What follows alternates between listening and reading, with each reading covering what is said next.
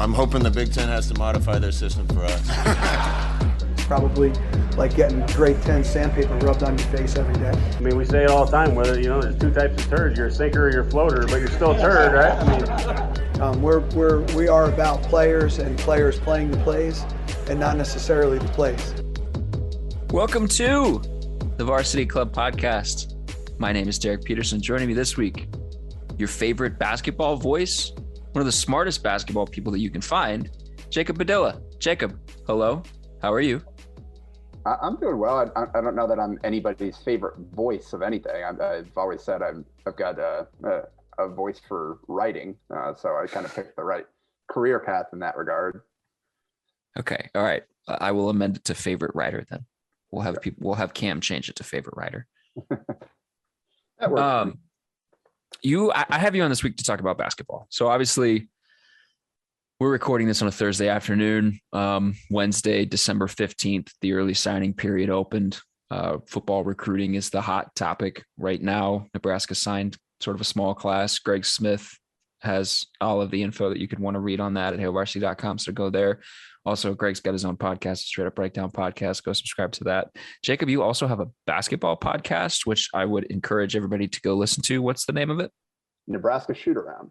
With Jacob Bigelow. So go subscribe to that if you want more basketball conversation. This is going to be a brief discussion. I just wanted to bring you on because Nebraska men's basketball is 5-6 as of recording this. They play Kansas State Sunday. So depending on when you guys are listening to this podcast, they may have already played. Something may have already happened. We'll see. But they're 5-6 as of us recording this. And the last two losses have been by, I believe, 30 points. Yeah, or more each game. Yep. They're working on 4 straight losses, beginning with the overtime game to NC State, which was incredibly dramatic in how they lost it. So, Jacob, I kind of want to just like touch base with you and get a feel for what you've seen through the first 11 games of the season. There is the Trev Alberts tweet that's out there. I don't really want to talk about that. Let's just talk about basketball for the next 30 minutes or so. They're 5-6. They've lost 4 straight. Why? What's going on? Well, here is the single best stat, I think, that will encapsulate what is going on with Nebraska. Obviously, we all know what the way that Fred Hoiberg wants his teams to play and the style. And they are shooting 23.9% on catch and shoot jump shots in the half court, according to Synergy. Jesus. And they are shooting 28.1% on those shots that are considered unguarded, which is not ideal. They are in the first percentile nationally in points per possession on catch and shoot jumpers. Right now, they can't shoot, and they're a team built around shooting. And when that's the case, we see them struggle to score like they are, and then things kind of snowball from there, especially with some of the other stuff that they've been dealing with the injuries and illness and all that kind of stuff. Kind of harkens back to some of what they were trying to deal with last year, where they had enough problems on the court to deal with, and then they had all this other stuff that kind of piled on top of it, and that's how you end up with another 7-win season, despite the team probably being at least a little bit better than that in terms of talent and ability. So that's where we are. I mean, we haven't even reached Big Ten play yet. So they're 125th right now nationally in Ken Palm, 134th in adjusted offensive efficiency. I guess you look at the profile for this team, and they're playing the way Hoiberg wants to play, right? Generally. Yeah, 40% of their shots at the rim, 40% from 3, only 20% in the mid-range. Yeah, they're shooting. Let's see, what are they shooting from? They're shooting like 25% from 3 overall right now. 25.9. Yeah, and they're getting 40% of their shots there. In transition, they're taking nearly 50% of transition opportunities from 3, and they're shooting 29.9% on transition 3-pointers. The whole thing with Fred has been, well, they're playing stylistically the way he wants to play. They're just not hitting shots. And so each offseason it's been like, well, let's go find shooters then. Let's tweak it a little bit and let's go find shooters. And that was really the big thing this offseason was that did you think that this collection of talent on paper, or at least at the start of the season, looked like the best collection of shooters that he's had? I don't understand why we've gotten into the season, and this has happened multiple times now, and guys just can't hit shots. Yeah. Well, the problem is that not only it's even worse than that, because they made a conscious effort to go out and said, we are going to recruit shooters here. The point of kind of this last class and players bringing in was to get some floor spacing on there, to put around a guy like Bryce McGowan's, put around Trey McGowan's when he was healthy. And then Alonzo Verge, although they didn't know he would be the guy when they went out and put the class together, because that was kind of a late Lionel Banton replacement. But they were trying to go out there and get shooters to put around their playmakers so that those guys would have a chance to be more effective than they were last year. And so he went out and Keisei Tominaga, who'd been committed for a while out of JUCO, CJ Wilcher as a transfer. Lat Mayen is led him in 3-pointers last year, shot 35%, which isn't great, especially for his role, but he was at least making them at an above average rate. Wilhelm Breidenbach was a guy that they liked his ability to shoot the ball. Keon Edwards is another transfer who they apparently said could shoot the ball. And right now we've got, and Bryce, obviously, the 3-point shot was part of his strength as well. He shot at a really high rate at Rennes, 40% over the first 3 years or so. Then that dropped down into the mid 30s his last year at Legacy Early Prep, but he was also creating a lot of his looks and just generally taking harder shots. So the fact that he hit 30-some% on that is a decent percentage for the attempts he was having. Yet Bryce is shooting 20.4% on 4.5 attempts a game. Tominaga is at 33.9% on 5.1 attempts per game. Wilcher is at 33.3% on 4.5 a game. Kobe Webster, who came back for his extra year, 33.3% on 3 attempts a game. Lat Mayen has had 23.5% on 3.5 attempts per game. Breidenbach was at 15% on 2 attempts per game before he got hurt. Trevor Lakes has only played in 5 games. He's like 1 for 6. And Keon Edwards has not hit a 3 yet. He is 0 for 12 so far this season. So those are the guys that you were counting on to come in and be able to hit shots, and not a single one of them can even get to 34% from 3. So you throw out the number at the beginning, the catch and shoot number, and we've heard the uncontested number. Is it mental with these guys? Because like one of the questions I wanted to ask you was how much of an impact does losing Trey McGowan so early in the season have on their offense and the way that they're operating? But if you're shooting such a low percentage on catch and shoot, such a low percentage on uncontested, that's not a product of not necessarily having a guy that can create for others. That's just a product of dudes missing their shots. Yeah, I just noticed they're actually shooting a slightly better percentage on off the dribble jumpers than they are on unguarded catch and shoot jumpers. And that is really hard to do as a team. It's 28.7 to 28.1. So not like they're great off the dribble either, but they're doing better than wide open catch and shoot threes. And the reason I said it's even worse because they went out and put this emphasis on recruiting the shooters is because they did it with the kind of cost of, all right, we're not going to worry as much about perimeter defenders. We're not going to worry as much about guys that can go create a shot. We just need to go get some shooters. So the guys that we do have that can make plays off the bounce have room to work with.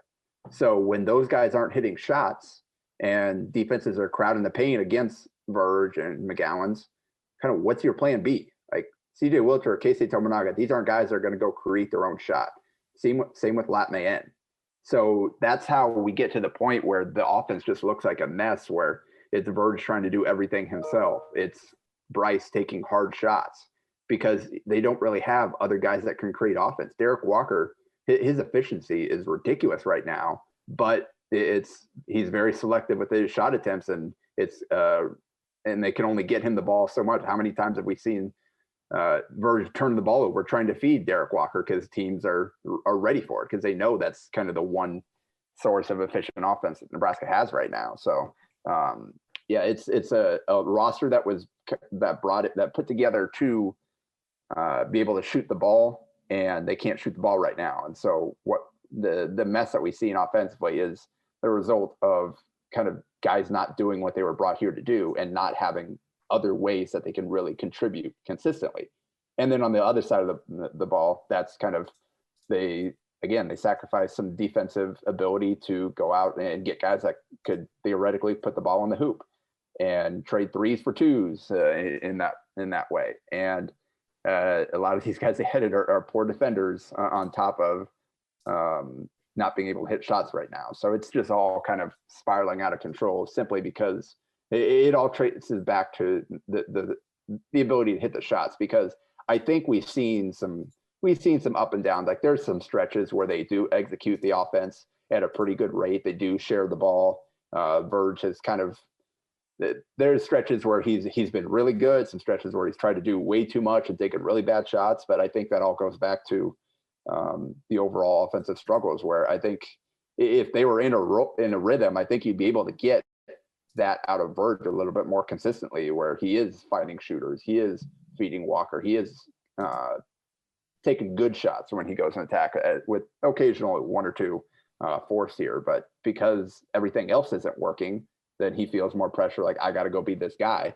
And that's when it leads to what we've seen so far. So it all traces back to that shooting. Trey McGowan's, I think that has had a massive impact. I think maybe they win that North Carolina State game if McGowan's was there. They simply did not have a single person on the roster that could even get in the way of Darian Seabron going to the rim. Dude ended up with 39 points in that game, 20 free throw attempts. And it was just, they couldn't find a way to stay between him and the basket. They just had nobody on the ball that could stay in front.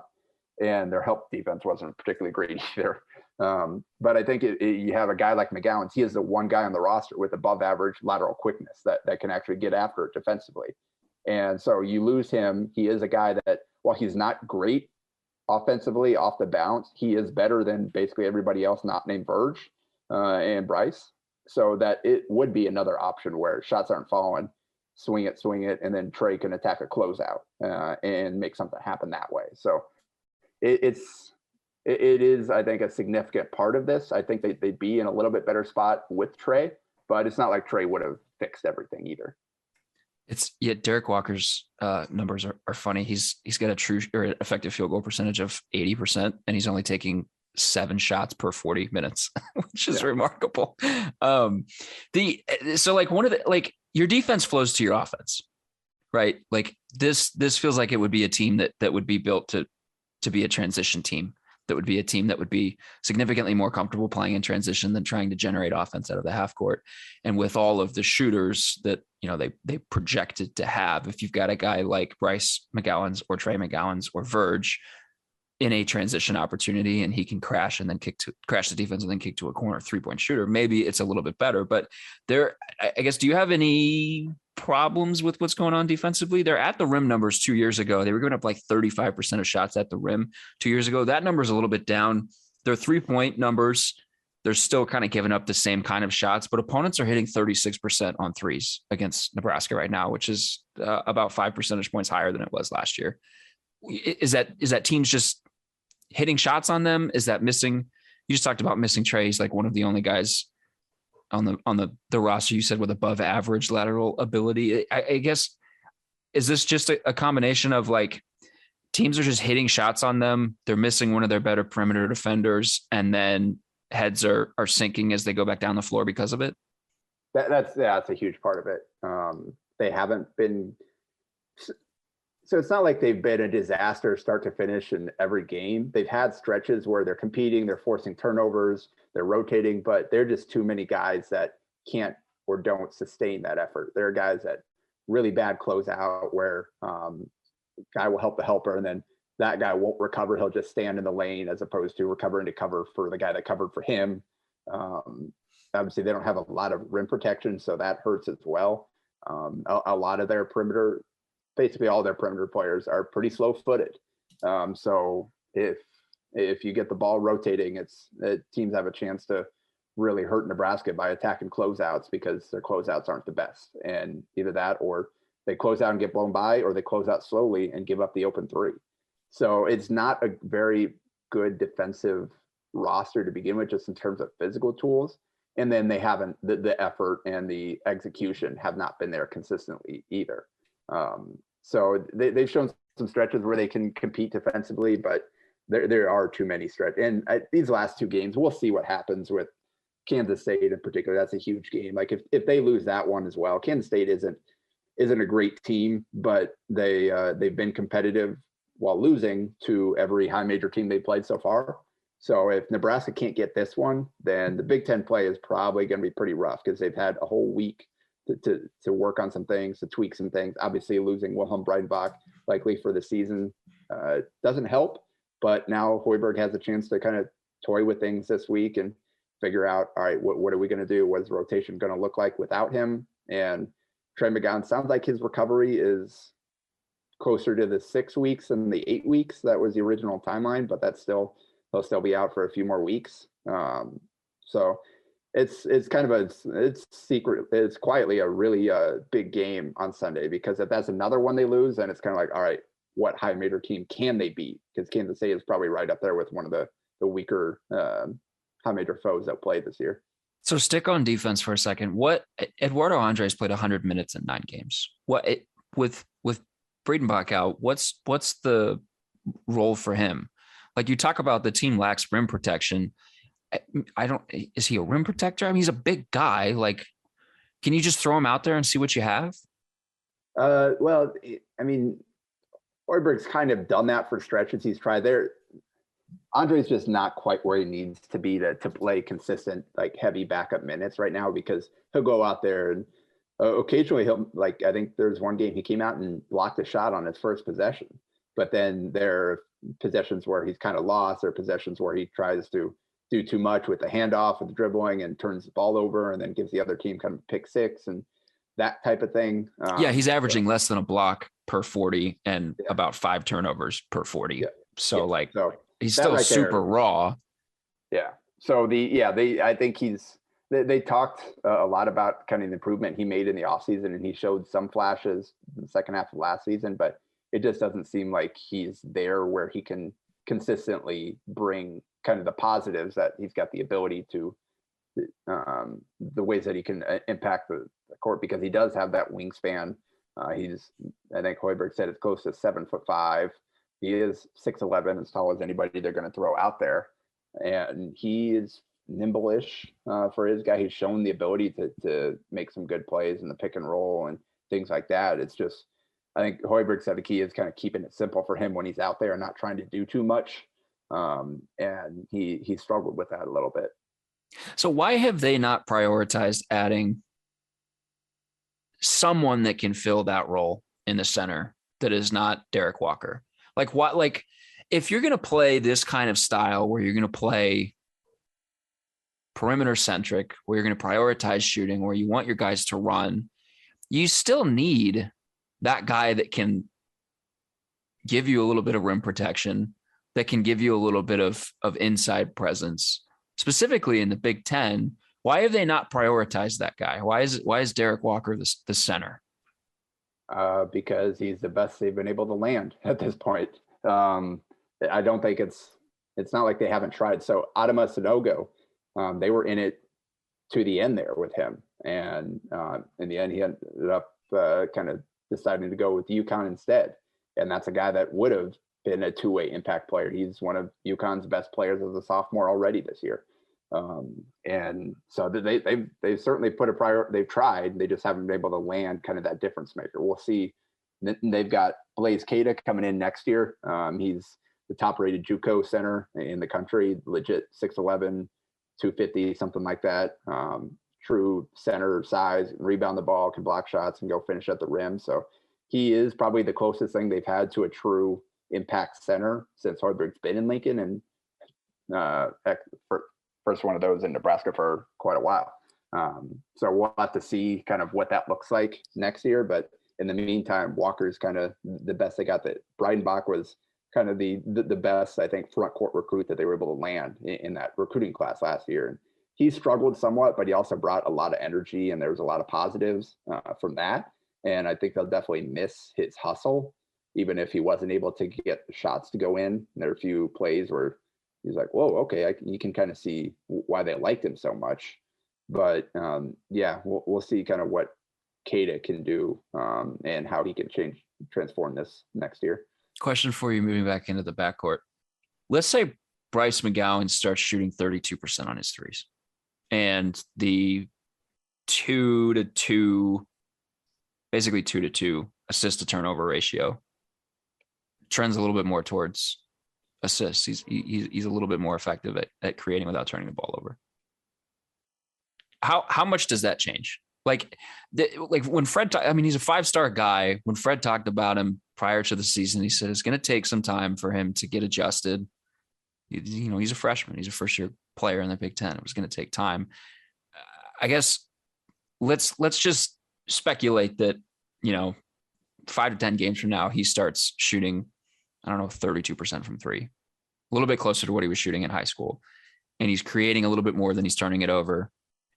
How much does that help or fix or smooth? It definitely makes a big impact if he is able to be, and we've seen him play like that for stretches this year. We've seen him obviously rebound at a high rate. He's leading the team in rebounding. He had a few, basically the next 4 or 5 games after Trey went down, he really stepped up his playmaking. He had like 15 assists in 4 games or something like that. So he has shown the ability to impact the game in that way. I think what we've seen so far is just kind of the physicality and his lack of strength really hold him back. Is that NC State game, he had so many chances at the rim. He ended up with 24 points on 23 shots. And that easily could have been a 30-piece if he was able to finish. He had the free throw that could have won it in overtime, one of the overtimes that they've all kind of blurred together at this point. He had the kind of transition layup that he just short-armed. Obviously, he played a lot of minutes at that point, but that's another one where you have the strength to go up and finish through a minimum amount of contact and lay that in. Then Nebraska's got a lead in that point. So it's plays like that where you see, yeah, he can get there. He just hasn't been able to always finish the play because of the lack of strength and kind of the guys he's going against. If that's an area where it's gonna, he's not suddenly going to add 10 pounds in the next week like that. He's going to have to continue to work through that and figure out how to make his current strength level work for him in the Big Ten. The kind of adding strength is an off-season deal, but he's shown the flashes of being able to be one of the best players on the court. He just has to find a way to make that a little bit more consistent. And Nebraska's got to find a way to put him in positions to use his talent. And that's I think they both failed. He's struggled recently, and they haven't exactly been putting him in position where he's getting high quality shots. He's taken a lot of tough ones. And that goes back to kind of the overall offensive dysfunction. And I would like to see, hopefully, a little bit from Hoiberg and his staff in terms of development with Bryce, because he does have a big upside. And he came here to showcase his overall talent, and he's got to do that some. But I think there's definitely some areas where Hoiberg, all right, can take him aside, go in the film room. All right, this we need to try to take this kind of shot out of your game. We don't need that in that moment.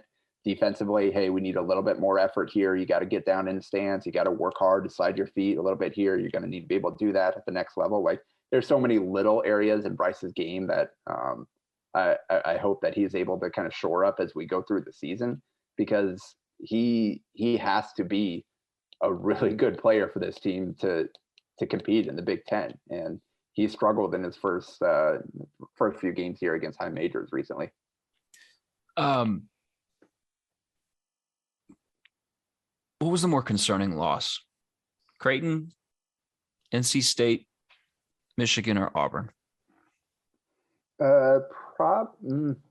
Probably Michigan. I think the Creighton game is whatever. It's the 3rd game of the season, and they did rally to get back into that game. So it wasn't, they didn't straight up quit. Creighton was just playing at a really high rate. They fired back, and then Creighton was able to hold on.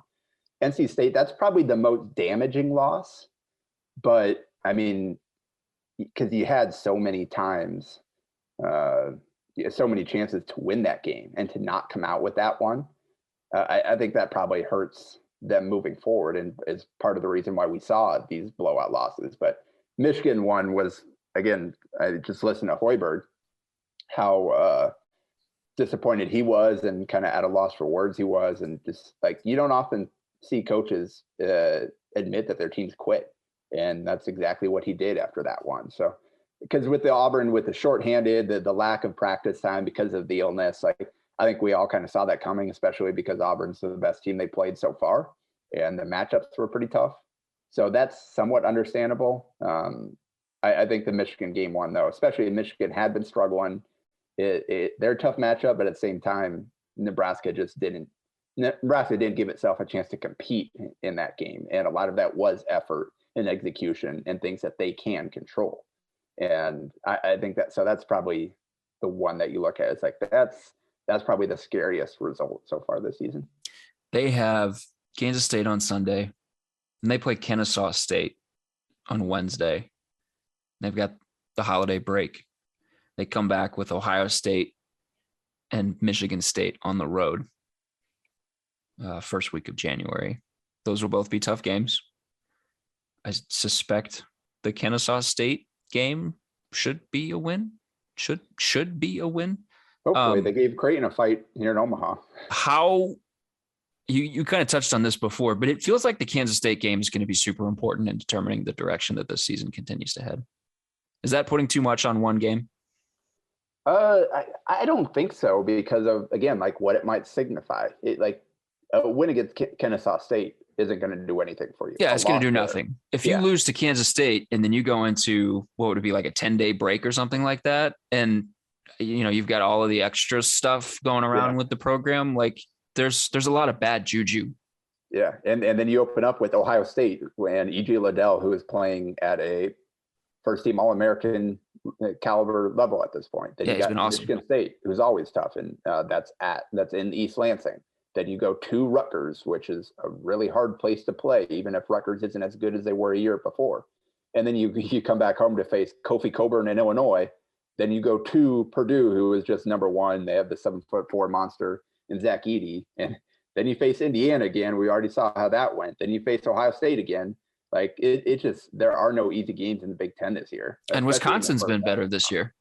Yeah, they've been better than expected. So that was a game that I thought they had a much better chance at competing in. And suddenly Wisconsin's looking pretty solid as long as Johnny Davis is healthy. So that's the other side of it. So Kansas State isn't as good as a lot of teams are going to play in the Big Ten, and then their first half of the Big Ten is a lot tougher than their second half. So this is a game that they really have to go out and, like, if you want to try to recapture some confidence and give the team some belief that they can go out and do this, that it's got to be that game. And you got to be able to ride two games into this really tough slate to open the Big Ten.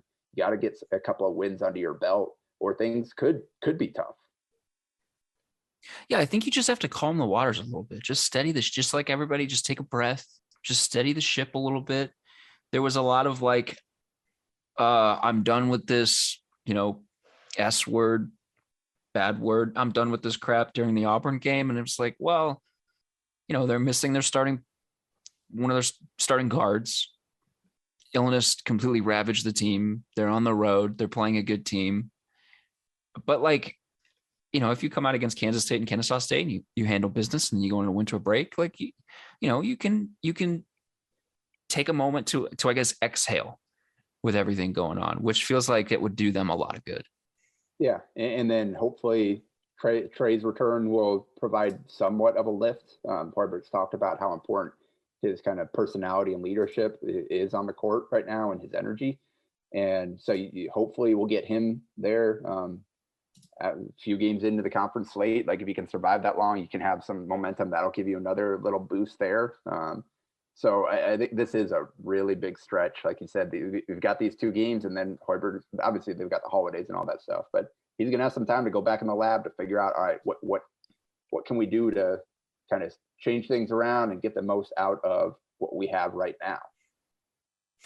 Okay, so having said all of that, quick temperature check. so we can wrap this up and you can get on with your day because you got stuff to do. Temperature check in terms of concern for you. 1 being not at all, 10 being sound the alarm. I'm freaking out. I'm Michael Scott, office gif. Dwight is setting fire to the entire office. Where you at? I can't really imagine that. I don't really. Anyway, do you not watch The Office? I've never seen an episode. You have never seen an episode of The Office? How did I work with you? How have I worked with you for 4 years and didn't know this? An episode just came on TV one night, and I stuck for like 2 minutes, and like I'm out. What? But, yeah. No. You don't get to move on from this. No, we have to stick on this. What? How have I never known this? I think that's the most shocking part of it. I understand that the Office humor is like people either like it or they absolutely hate it. Like my family absolutely hates it. Doesn't think it's funny at all. And I understand that. I don't understand it because I think it's funny, but like I will respect that because I get that. But I'm more shocked that I didn't know this. You know how many Office GIFs I have on my computer that are just saved for just deployment in everyday situations. And I had no idea that you'd never seen The Office before. So all of these GIFs that I send you, you have no idea what they are. Pretty much like, incredible. Yet somehow they still work in a lot of situations. But yeah, no, the context behind most of them are completely lost on me. Wow. But yes, I'm aware of how many that you have. I think I try to make everybody aware. It's like for some reason, it's a point of pride with me that I have so many. It's just like a personality trait of mine, which probably says something bad about me. Okay. Now I'm afraid I'm going to find a link to like the Scott's Tots episode in my email or something. It's maybe the worst episode of television that I've ever seen. Like we that episode comes on and we skip ahead. We don't watch it. It's too cringy. That's the one where I'm like, yep, I get what you're talking about. It's too cringy. I can't do it. Michael needs to stop, needs to go away. Temperature check, level of concern, 1 to 10, 10 being the most concerned. I'm not going to give you an Office relation with that. 1 to 10, where you at? Is it really a 1 to 10 scale if we're talking temperatures here? Because okay, fine. 1 through 10 would all be bad if we're talking temperature. Okay, fine. Scoville heat index. I don't know what the numbers are. Like milk, all the way up to like whatever the thing is at Buffalo. I'm a wimp with heat, so I can't do it. But like whatever the flavor is at Buffalo, that you have to like sign a waiver, and it's like a competition thing that you do. We can just go with the 1 through 10 scale. Like that's fine. It's just I wouldn't call it a temperature check if we're doing that. No, see, now you're like calling me out on my own podcast. So like, okay, temperature check. Kind of what I do though. Temperature check. Milk all the way up to whatever Buffalo's hottest hot sauce is. Go. Yeah, I don't know. We'll go with. Now you have to come up with a snappy response. Now you have to come up with some kind of comment. I don't eat wings. I don't eat spicy things. That fits on the Scoville heat index. Yeah, I don't eat wings. I don't like spicy foods. Like I don't even know like what I don't. Yeah. So, okay. Anyway. All right. Well, this segment is crash and burned. How concerned are you, Jacob Padilla, right now, Thursday, December 16th? How concerned are you with this basketball team moving forward? I'm concerned. I'm not quite as concerned. Like I think that just how bad the last two was is a result of circumstances specific to this kind of last week, 2 weeks, as opposed to a sign that the team has completely quit. So I don't think we're at the point where it's like sound the alarms, this thing is going down in flames immediately. But if they lose, I'll put it this way, if they lose to Kansas, I'll be at a 10. Especially if they don't come out and like if they lose on a buzzer beater, it won't look great. But if they come out and just lose by a few possessions or more, then we're hitting 10 on that 1 through 10 scale for worry.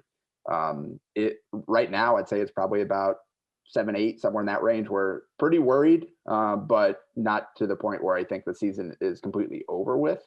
If they can, like, I want to see what Hoiberg has done with this last week. Like, what tweaks has he come up with? And what is it going to look like against Kansas State coming off these back-to-back bad losses? Does the team, like, how did the team take those losses? Are they going to come out with a renewed fire, new fight to get this thing back on track? And can he find new ways to get Bryce in good situations? Can they find ways to diversify the offense and get guys involved in other ways until the shots start falling? So that's when we said it multiple times, but that Kansas State is probably the biggest game of the season thus far, just because of what the results and how that game plays out could mean moving forward. Sure. Completely unrelated topic. Is Urban Meyer the worst coaching hire in the history of the NFL? It's up there. He's up there, isn't he?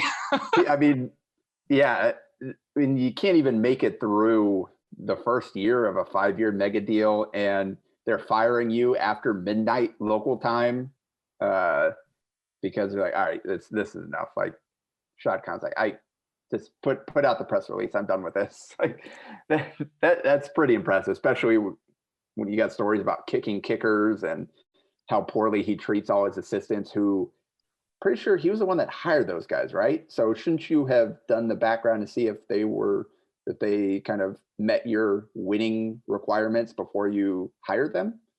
Well, see, he thought Tim Tebow could be a tight end. And I love Tim Tebow, but I've seen the tape. Yeah. The most damning thing I think I've seen this entire season, this is a tweet from Demetrius Harvey. Jaguars head coach Urban Meyer was asked about Andre Cisco playing more again. Urban Meyer said, quote, "Cisco is playing a little bit more, I believe. I don't have his numbers in front of me." End quote. Demetrius tweeted that Cisco played 0 defensive snaps in the previous game. He doesn't even know who he's sending out there. Yeah. Well, and that's been a problem. Like the personnel usage, the entire game, like Robinson's usage all season.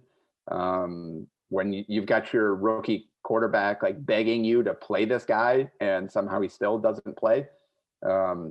Yeah, it's just been a disaster from start to finish in every possible way. And it also kind of, like, all the stories you hear coming out makes you wonder if he acted this way with professionals, how did he treat?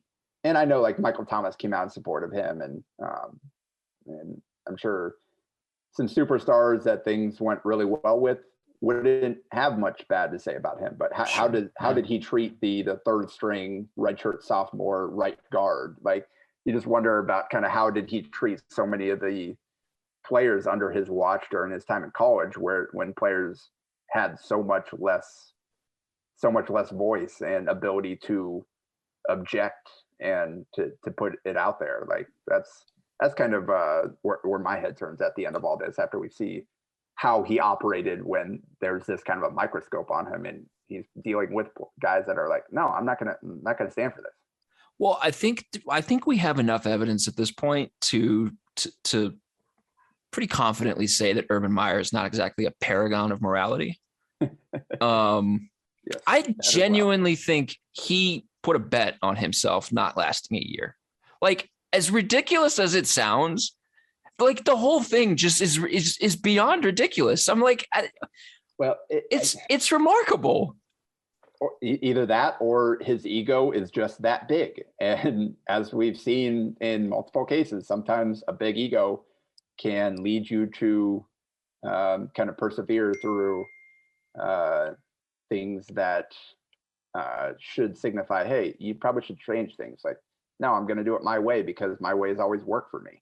And somebody asked me if he's going to kill the college coach to NFL coach pipeline. And I was like, you know what I'm hoping for next? I'm hoping that Dan Mullen goes to the NFL and gets a head coaching job in the NFL and is really good at it. And then you would have 2 instances of failed college coaches jumping to the NFL and being pretty successful, counting Cliff Kingsbury in there as well. And you have multiple instances of super successful college coaches going to the NFL and flaming out spectacularly. that would be really interesting to me. And I'm now rooting for Dan Mullen to do that. Maybe Dan Mullen to the Chicago Bears. Maybe somewhere Greg's head is exploding. Maybe that's what happens. Jacob, you got to go. Thank you so much for coming on this podcast. It's always a pleasure to talk to you, especially when we're talking basketball. Thanks, dude. Well, hopefully we've got better things to talk about next time. Yeah, hopefully. Follow Jacob on Twitter. Listen to his podcast. He's also got the Nebraska Press postgame show with Damon Benning. And he's in Columbus right now for volleyball coverage. So make sure you're reading his volleyball coverage on HailVarsity.com. Make sure you're reading everything on HailVarsity.com. There's a new magazine coming out also, so make sure you get subscribed to Hail Varsity. It's HailVarsity.com/subscribe. Keep listening to this podcast. Leave it a review. Leave it a 5-star rating. And we will be back next week. Thanks, guys.